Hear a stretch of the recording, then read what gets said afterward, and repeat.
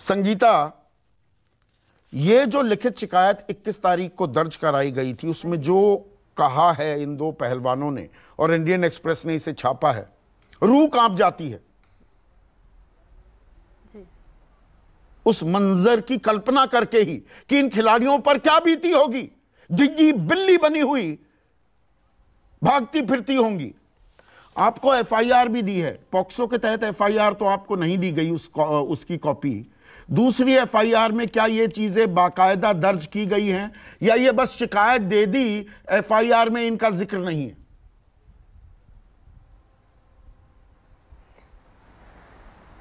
देखिए सर, हमने इस तरह की ना तो कोई जानकारी पुलिस को दी है और ना ही हम इस बात को सार्वजनिक की है, और हमें नहीं पता ये बातें कहाँ से आई और कहाँ से लीक हो रही हैं।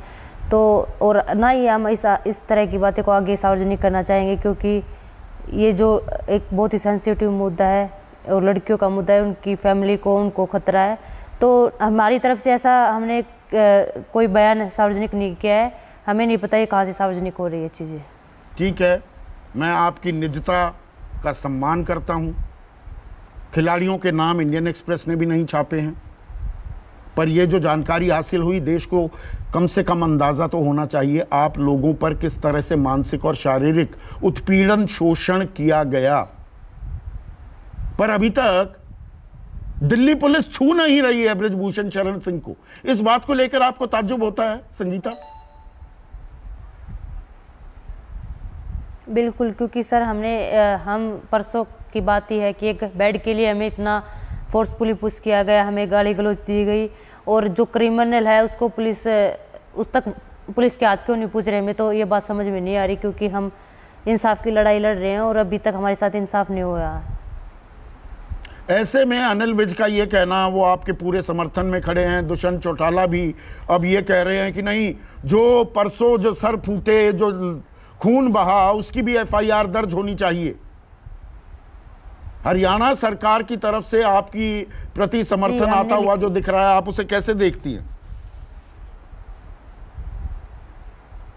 बिल्कुल, क्योंकि ये हम सच की लड़ाई लड़ रहे हैं और सब जो बेटियों की लड़ाई है उसके साथ समर्थन कर रहे हैं, क्योंकि ये एक रेसलिंग की महिला खिलाड़ियों की नहीं है, ये हमारे देश की महिलाओं के सम्मान की बात है। तो बिल्कुल उन्होंने समर्थन किया, हम उनका बहुत बहुत धन्यवाद करते हैं, और लोगों का बहुत समर्थन मिल रहा है और देशवासी हमारे इस सच की लड़ाई में साथ भी दे रहे हैं।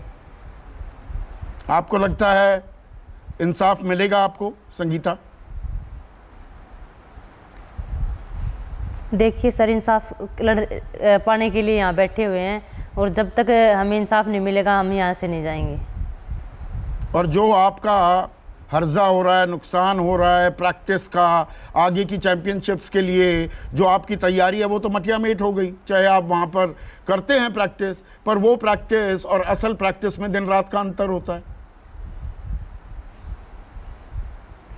बिल्कुल सर, क्योंकि ये साल हमारे लिए बहुत इम्पोर्टेंट है, क्योंकि एशियन गेम्स आने वाले हैं और ओलंपिक क्वालिफाई है हमारा। बिल्कुल नुकसान हो रहा है, हमारा भी और देश का भी नुकसान हो रहा है, लेकिन अगर हमारा आत्मसम्मान ही नहीं रहेगा तो हम उस मेडल का क्या करेंगे। अगर ये लड़कियों की इज्जत ही नहीं होगी तो हम उस मेडल का कहाँ पे क्या करेंगे? उसका सवाल इज्जत का है, सवाल सम्मान का है, मीरन बोरवनकर।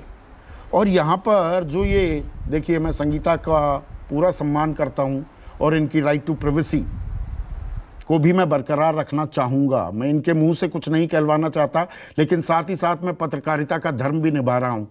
देश को पता होना चाहिए शिकायत क्या की गई थी। तो सबसे पहले क्या ये ज़रूरी हो जाता है, जो ये शिकायत, लिखित शिकायत दर्ज हुई थी, इस शिकायत में जो ये गंभीर संगीन आरोप हैं ग्रोपिंग के, बदनियती से छूने के, झप्पी पाने के, वो हवस की झप्पी, ब्रीदिंग पैटर्न जी देख रहे थे, ये एफआईआर में दर्ज है कि नहीं, ये भी जरूरी हो जाता है क्या?